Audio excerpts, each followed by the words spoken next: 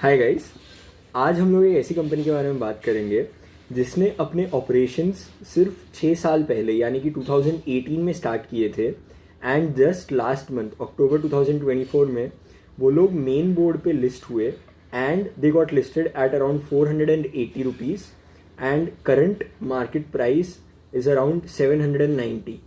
मतलब एसेंशली एक महीने में उन्होंने ऑलमोस्ट 70-80% का रिटर्न दिया है इन्वेस्टर्स को। कंपनी का नाम है KRN हीट एक्सचेंजर्स। अभी ये KRN हीट एक्सचेंजर्स करती क्या है?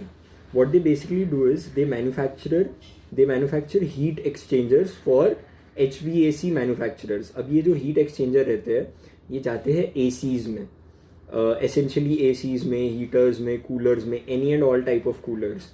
ठीक है, अब ये हीट एक्सचेंजर जो है वो हवा को कन्वर्ट करता है। मतलब अगर वो एक AC के अंदर है तो वो गर्म हवा को लेगा एंड उसको ठंडी हवा में कन्वर्ट करेगा। एंड अगर वही सेम हीट एक्सचेंजर एक हीटर में है तो वो बाहर से ठंडी हवा लेगा या नॉर्मल हवा लेगा एंड उसको कन्वर्ट करेगा इनटू गर्म हवा। And this happens with use of fluids या फिर गैसेस जो भी हीट एक्सचेंजर्स के अंदर जाते हैं। अब ये KRN हीट एक्सचेंजर्स जो है ये 6 साल पहले शुरू हुई थी 2018 में, as I told you. And इनका IPO अभी 3 अक्टूबर को ही आया था। 3 अक्टूबर को they got listed at around 478 rupees, as I told you. And ये IPO में एक अच्छी बात है कि एक भी शेयर ऑफर फॉर सेल नहीं था। It was completely fresh issue. ठीक है, एंड इन्होंने अभी 26 अक्टूबर को राजस्थान गवर्नमेंट के साथ 1000 करोड़ का मेमोरेंडम ऑफ अंडरस्टैंडिंग साइन किया, wherein they will be creating 600 jobs in Rajasthan, direct jobs mind you. And वो लोग अपनी कैपेसिटी एक्सपांड करने वाले हैं इन राजस्थान। उनका एक एग्जिस्टिंग प्लांट है वो भी राजस्थान में ही है, उसका capacity around 1 lakh square feet है एंड वो 1 बिलियन यूनिट्स एनुअली प्रोड्यूस करते हैं। बट ये जो नया कैपेसिटी आने वाला है इसका प्रोडक्शन स्टार्ट होने वाला है Q2 FY 26 से, मतलब अप्रैल of next year, April of 2025। ठीक है, तब से चालू होने वाला है एंड वो कैपेसिटी रैंप अप होते होते FY 26 एंड हो जाएगा। ठीक है, बट ये जो कैपेसिटी इंक्रीज है that is 6 times mind you. अभी वो लोग 1 बिलियन यूनिट्स प्रोड्यूस कर रहे हैं, 6 टाइम्स ऑफ दिस कैपेसिटी। ठीक है, एंड ये कैपेसिटी फुल्ली यूटिलाइज करने में उनको लग जाएंगे अराउंड 3 साल। तो at the peak of their capacity they will be generating around 2500 crore के बीच में रेवेन्यू। अभी उनका क्वार्टरली रेवेन्यू अभी आप देखोगे सितंबर 24 का है 99 करोड़। ठीक है, 100 करोड़ तो इंटू 6x अगर हम लोग करेंगे तो 600 crore, 600 into 4 quarters 2400 crore. So let's be conservative, around 2500 crore के बीच में इनका पीक रेवेन्यू होगा।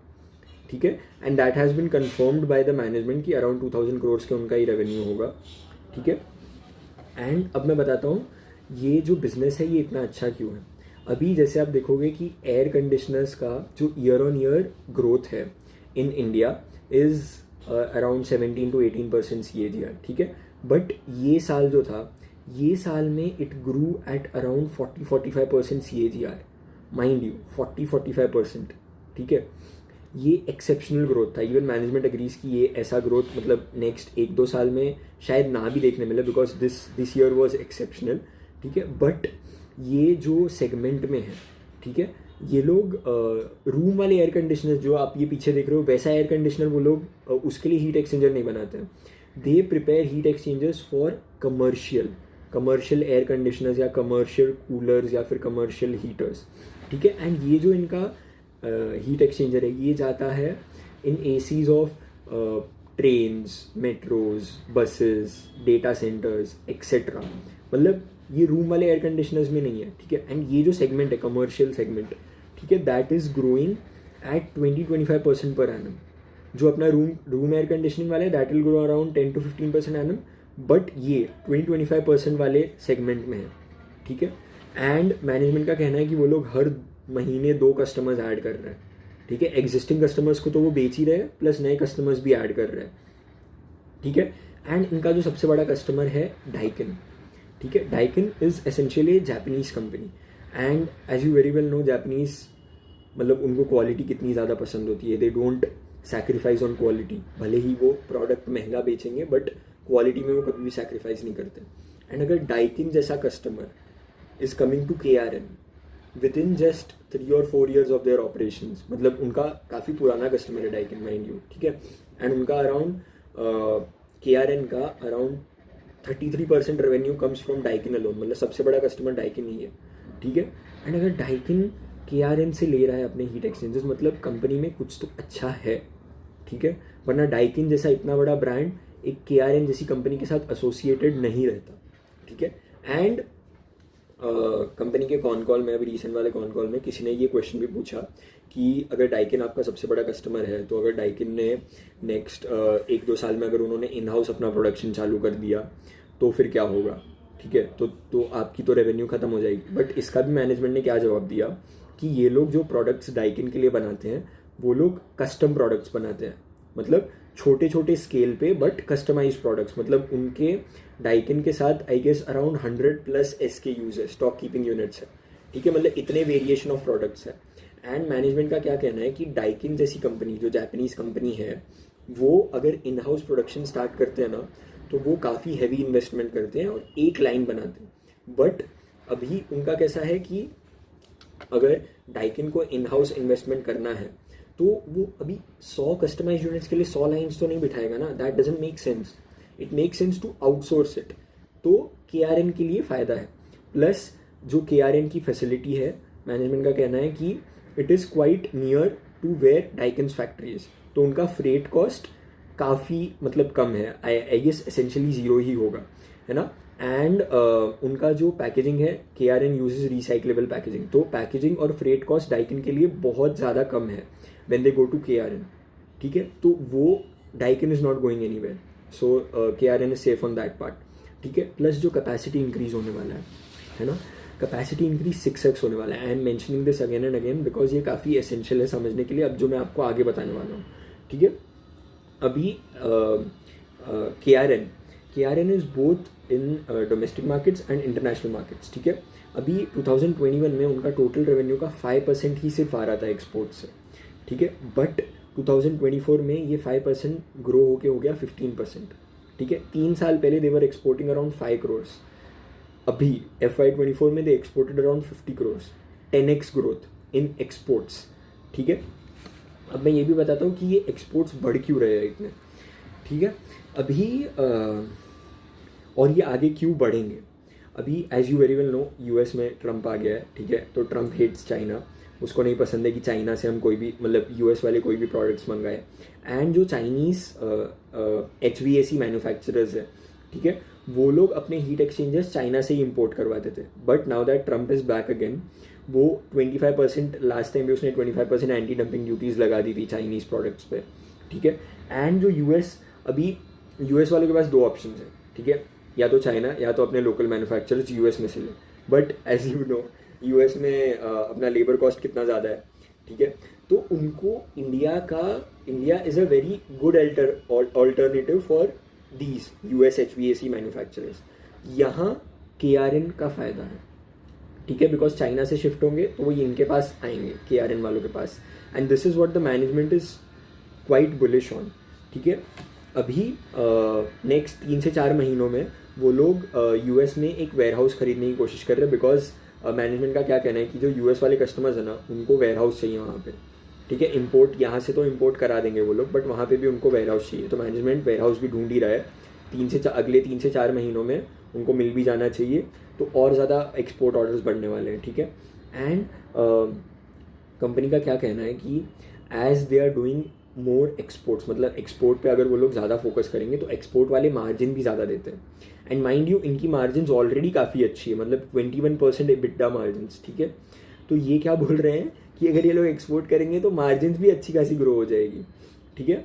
एंड जो मैंने आपको बोला 6x कैपेसिटी इंक्रीज होने वाली है, उसमें मैनेजमेंट का कहना है कि वो लोग अपना एक जो पार्ट है, अपना फैक्ट्री का एक पार्ट वो लोग आइडल रखेंगे specially for exports, that is मतलब इतना कॉन्फिडेंस है उनको कि एक्सपोर्ट्स बढ़ने वाले हैं, ठीक है। एंड जो उनकी नई फैसिलिटी है उसमें they are going to be मतलब वो लोग 2 नए प्रोडक्ट्स भी ऐड करने वाले हैं। अभी वो लोग essentially fin and tube heat exchangers में है, वो लोग short bar and plate extender and roll bond heat exchanger वो लोग ऐड करने वाले हैं, ठीक है, एंड अप्रैल 2025 से प्रोडक्शन स्टार्ट हो जाएगा। बट मैनेजमेंट का क्या कहना है कि अभी अप्रैल 2025 से चालू हो जाएगा, तो इसका मतलब ये नहीं है कि वो लोग एक क्वार्टर में ही पूरा कैपेसिटी यूटिलाइज कर लिए। मैंने जैसे आपको बोला 3 साल लगेंगे फुल कैपेसिटी यूटिलाइज करने में, एंड उनकी जो एग्जिस्टिंग कैपेसिटी मतलब जो एग्जिस्टिंग 1 लाख स्क्वायर फीट वाली कैपेसिटी है उस पर भी उनका अराउंड 85% कैपेसिटी यूटिलाइजेशन है, ठीक है। तो अगर आपको वो जो रेवेन्यूज़ में डिफरेंस देखना है तो you will have to be patient.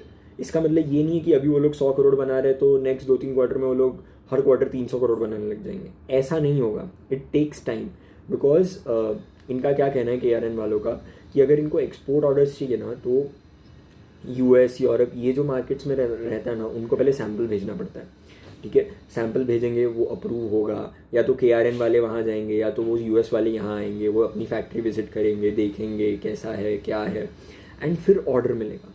तो ये सब चीज़ में लगता है टाइम, बट एक बार वो ऑर्डर्स आने लग जाए then there is no stopping KRN, ठीक है। तो उसके लिए टाइम लगेगा। अप्रैल 2025 में मैंने जैसे आपको बोला प्रोडक्शन स्टार्ट होगा। आई गेस मैनेजमेंट का कहना है कि 6 या 7 महीने उनको लगेंगे ऑर्डर्स मटीरियलाइज होने में, and then you can see the actual revenue increase, ठीक है। एंड इनकी जो नई फैसिलिटी है वो कम्प्लीटली सोलार होगी, ठीक है, तो उनका इलेक्ट्रिसिटी कॉस्ट भी काफ़ी कम होगा, एंड जैसे मैंने आपको बोला एक्सपोर्ट में मार्जिन भी बहुत अच्छे हैं। प्लस ये लोग जो नई वाली कैपेसिटी डाल रहे हैं they are putting it in Rajasthan, and जैसे मैंने आपको वीडियो के स्टार्ट में बोला उन्होंने MOU साइन किया था, मेमोरेंडम ऑफ अंडरस्टैंडिंग 26 अक्टूबर को राजस्थान गवर्नमेंट के साथ। That was an MOU worth around 1000 crore, ठीक है, 1000 करोड़ का वो था। 600 डायरेक्ट जॉब्स वो लोग क्रिएट करेंगे, प्लस इनका जो IPO प्रोसीड्स है वो पूरा नए प्लांट के प्रोडक्शन में जाने वाला है, ठीक है। ऑलरेडी वहाँ पे काम चालू हो गया है, वो अच्छे से कंप्लीट होने ही वाला है। प्लस इनका क्या कहना है कि ये लोग जो रहते हैं ये लोग अभी आफ्टर मार्केट में तो सेल नहीं करने वाले, ये लोग डायरेक्टली B2Bs में ही सेल करने वाले हैं। प्लस इनके कॉल में मैनेजमेंट को क्वेश्चन पूछा था किसी ने कि ये लोग डायरेक्टली OEMs को सप्लाई करते हैं या HVAC मैन्युफैक्चरर्स को सप्लाई करते हैं। तो इनका मैनेजमेंट का क्या कहना था, ये लोग एक नीश प्रोडक्ट बनाते हैं, ठीक है। They only manufacture heat exchangers. अभी सिर्फ हीट एक्सचेंजर से तो ना AC बनता है, AC में अलग भी तो पार्ट्स होते हैं। तो वो जो पार्ट रहता है heat exchanger they sell it to HVAC manufacturer. HVAC manufacturer पूरा AC बिल्ड करके सप्लाई करेगा OEMs को। OEMs फिर अपना ब्रांडिंग या जो भी उनका रहता है वो सब करके बेचेंगे अपने रेगुलर कस्टमर्स को, ठीक है। एंड ऑन एन एवरेज एक AC अगर 1 लाख रुपए का है तो उसमें से अराउंड 10 to 12% हीट एक्सचेंजर में जाता है। मतलब इतना क्रिटिकल प्रोडक्ट है, बिकॉज ऑब्वियसली अब वो हीट एक्सचेंजर की बिना हीट तो एक्सचेंज होगी नहीं, हीट एक्सचेंज होगी नहीं तो जो जिस काम के लिए AC है ठंडी हवा, या जिस काम के लिए हीटर है गर्म हवा के लिए, वो तो काम करेगा नहीं, है ना। तो इट इज़ क्वाइट क्रिटिकल, ठीक है, बहुत इंपॉर्टेंट है वो, है ना।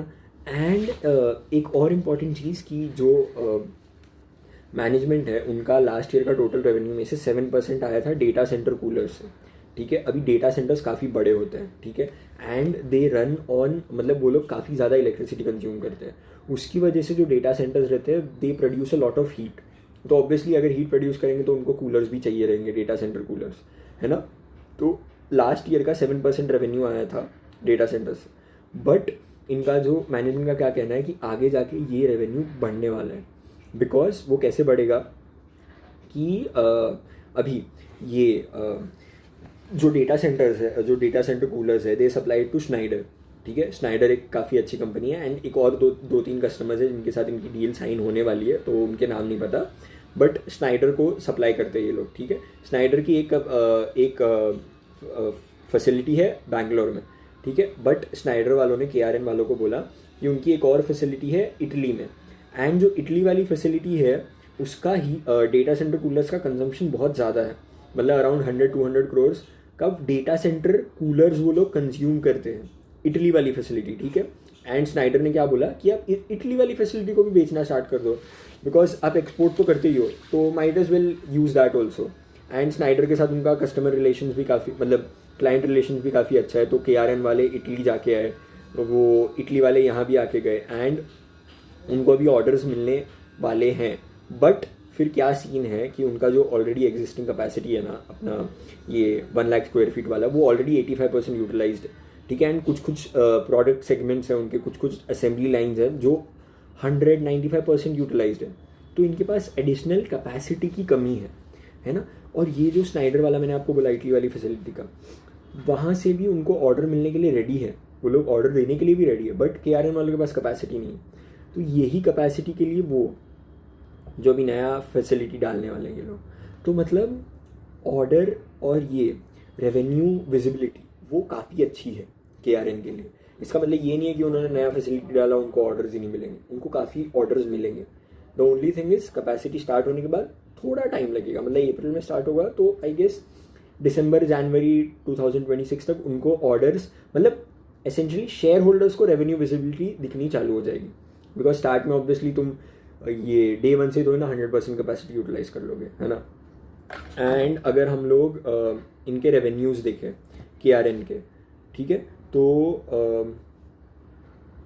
हाँ, तो इनके टोटल रेवेन्यू में आई गेस अराउंड 28% का इंक्रीज आया है क्वार्टर ऑन क्वार्टर। इनके EBITDA में 36% का ग्रोथ आया है quarter on quarter, Q2 FY24 से Q2 FY25 में, I forgot to mention that. And इनकी EBITDA मार्जिन भी इंक्रीज हुई है from 19.93% in Q2 FY24 to 21.17% in Q2 FY25, ठीक है। इनका नेट प्रॉफिट इंक्रीज हुआ है 42% से, है ना। एंड जैसे मैंने आपको बोला 480 पे लिस्ट हुआ था, 790 मतलब, और जब ये MOU साइन हुआ था it was at its low, I guess around 430 के आसपास था ये शेयर।